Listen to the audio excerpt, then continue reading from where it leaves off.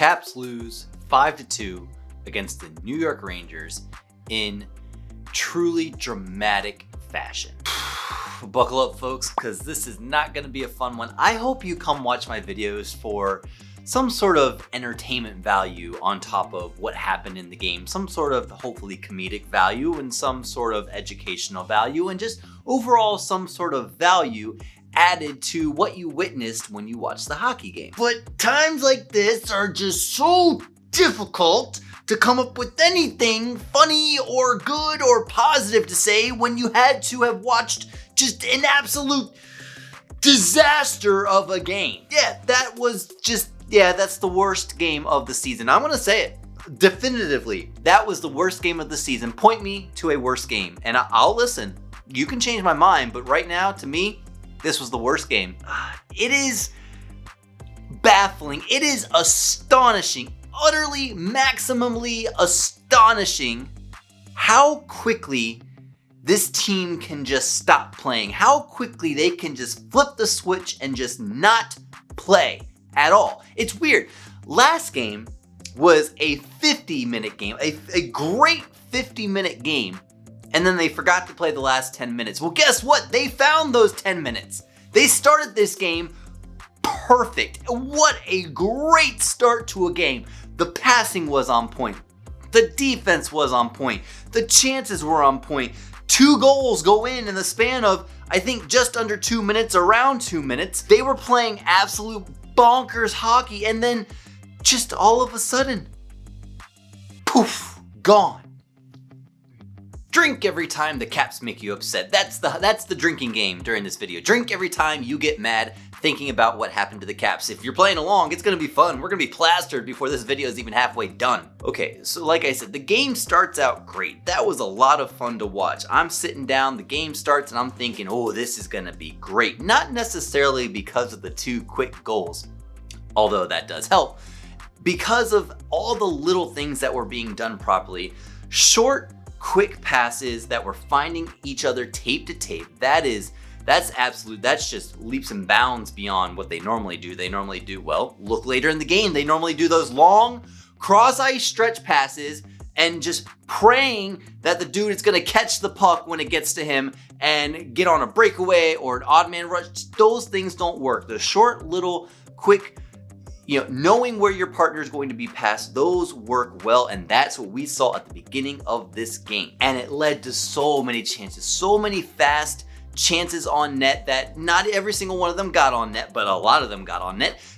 10 minutes into the game, the Rangers didn't even have a shot on net at that point. I think it was actually 11 or 12 minutes into the game before they finally got their first shot. And at that point, it's like 10 shots for the Caps. And almost all 10 of those were fantastic scoring opportunities. Mark it down as a scoring chance, almost every single one of those.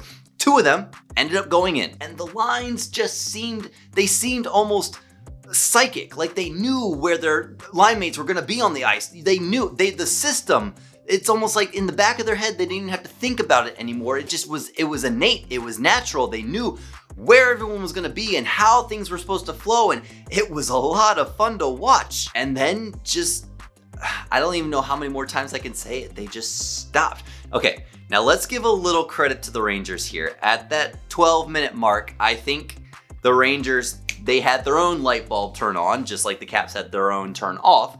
And the Rangers said, we are getting absolutely trounced out here. What is going on? Let's start playing. The Rangers increased their forecheck, which in turn made it slightly more difficult for the Caps to get out of their zone and out of their zone cleanly, specifically. And it made things a little more difficult for the Caps overall, but still, that is no excuse to absolutely, completely shut down. Last video, I spoke about playing with the lead, and specifically playing with the lead in the 3rd period. My point is that the Caps turn into a prevent game, specifically a 1-4 prevent game, that just is not conducive to how this team plays. But I was talking about when you have a lead late in the game, not when you have a lead 10 minutes into the 1st period. The Caps just get apprehensive. They get almost like they doubt themselves with the puck. Like they don't They're scared. They're scared of giving up that odd man rush, or they're scared of giving up that breakaway, which happened multiple times in this game, by the way. It's like they're apprehensive to do anything because they're afraid those things are going to happen. So what do? They lay off the forecheck. They jump out of the offensive zone way faster than they probably should, especially for being halfway through the first period. I can understand being apprehensive. You have a 1-2 goal lead with like 3 minutes left in the third period. You want to shut it down at that point. But guys, you have a 2-0 lead halfway through the first period. Put the pedal to the metal and gun them down. Throw up 7 goals. Pressure, pressure, pressure. Lay into them. I don't care how far you run up the score. Just play the game. I'd rather get flack from everyone else in the league about running up the score rather than have what happened tonight ever happen again. This was embarrassing to watch as a fan. Not even just embarrassing, just aggravating. I'm filming this on Wednesday right now. The game was last night. I did not feel like filming at all last night because I was so pissed off at what I just saw. And what pisses me off is not the fact that we lost. We've lost games before, and I've gone to sleep just fine. My pretty little head on my pretty cool pillow and slept absolutely fine. What pissed me off about this game is how it happened. This team has so much more potential if they just would want to play the game, if they would just want to completely play a 60-minute game, not piece together 60-minute games over the course of 2 or 3 games. And the team we saw on the ice last night, I think, is a team that has the potential to take us to the playoffs and beyond, to make a deep run. Richard Panik comes out of the lineup, which I wanted when Lars Eller came back. There wasn't room for him and Sprong in the lineup, and I think by far Daniel Sprong has shown he is the better right winger. But then they moved Oshie back up to the top line. Why not spread that wealth out? He was doing great playing down on the second and third lines, and Daniel Sprong did fantastic up on the top line. Change that back. Top line should be 92, centering 8 and 10. Change my mind. At me, bro. Not only do we now have depth down the center again, you got depth hard on the right side. You got Sprong, who should be on the top line. Then you got Wilson. Then you got Oshie. And then you got Hathaway. That is a dynamic 4 right wingers. 3 of them are top 6 potential easily. Then down the left, you got Ovechkin, Vrana, Shiri, and Carl Hagelin. That is fantastic utility and power at the very top. Down the left side, what a great lineup. And then the D pairings have been the same for like over a month now. He hasn't changed a single D pairing, and I think that is a smart idea. I think they're doing a great job. This is the lineup that will take us places. The only question at this point is who should be in net every single game, and it's still kind of a toss-up if you ask me. Maybe at this point, I might be leaning back towards Samsonov, but that's only because we haven't seen Vanacek play his full potential because the team in front of him just keeps giving up. First goal the Rangers get is just off of a terrible giveaway by Orlov, and that's not the first time we've seen him give away the puck in the exact same manner, and it won't be the last time if you ask me. Puck comes up to Orlov at the point. He has pressure coming towards him, and instead of just getting the puck back down low and letting the cycle game do what it does, he tries to get fancy and juke Hedl at the line. Hedl doesn't fall for it, pokes it away, and there's nobody behind Orlov. He pokes it away. It's a breakaway. It's a 150-foot breakaway. We saw this from Vrana, I'm pretty sure last game, if not 2 games ago, and he rang the post, but guess what? Hedl doesn't make a mistake about that one. The Rangers get on the board. Second Ranger goal. Chara has the puck at the point, and he is against the bench at that point. He's so far over, and he tries to force a D-to-D pass across that blue line. That's a no-no in every situation. You never ever force a long D-to-D pass like that right on the blue line. Of course, the Rangers have 2 guys high, and they were completely ready for it. Puck goes the other way, and when you give Panarin that much time and space to cut to the center, Breadman's he's gonna make a play. If he doesn't put it in the back of the net himself, he's gonna make a play and it's gonna end up in the back of your net. And that's exactly what happened. The game is tied at 2. Third Ranger goal, TJ Oshie.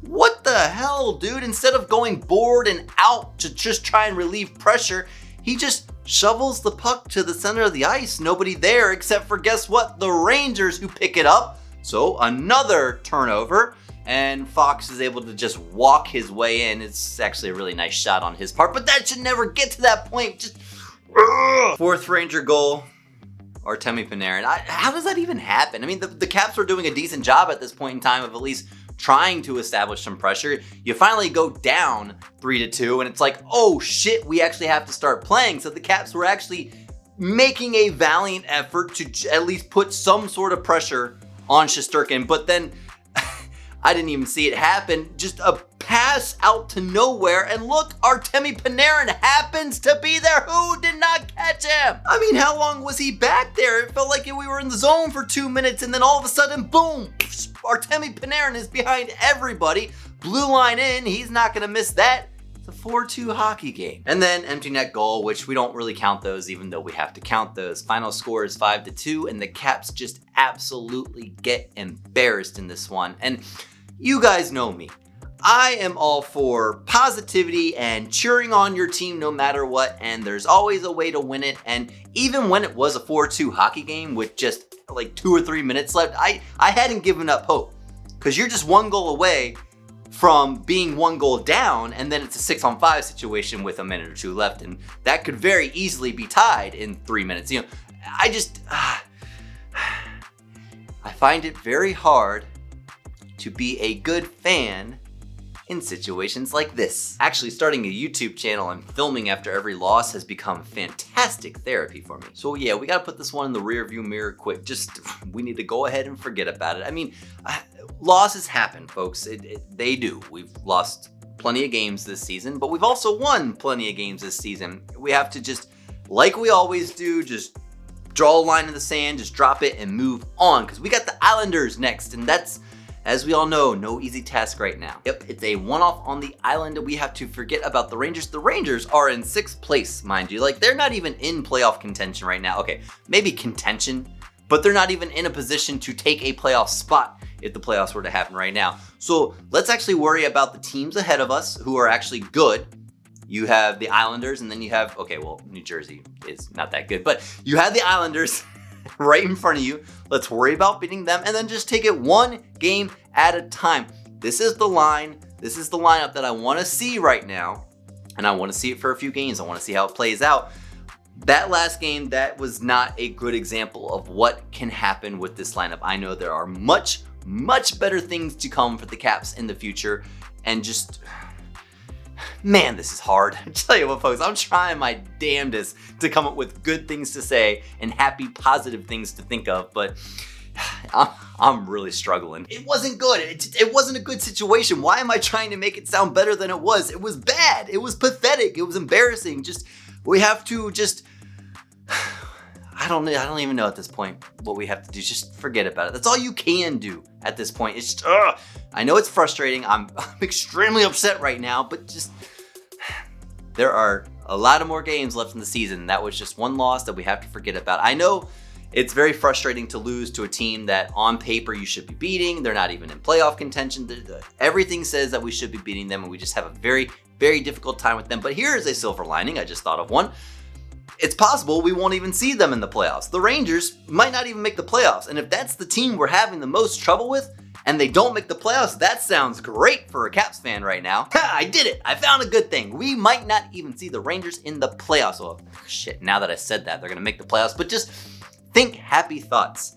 Caps fans, think about the good and think about the things to come, and just focus on what is in front of you. Because if you keep thinking about the past, you're going to continue being pissed off very, very much like I am right now. But what do I know? I'm just a fan. Hey, if you like this video, smash that thumbs up button for me. It goes a long way towards helping the channel. And if you enjoyed your time here, consider subscribing to the channel. I'd love to see you come back. And as always, let's go Caps!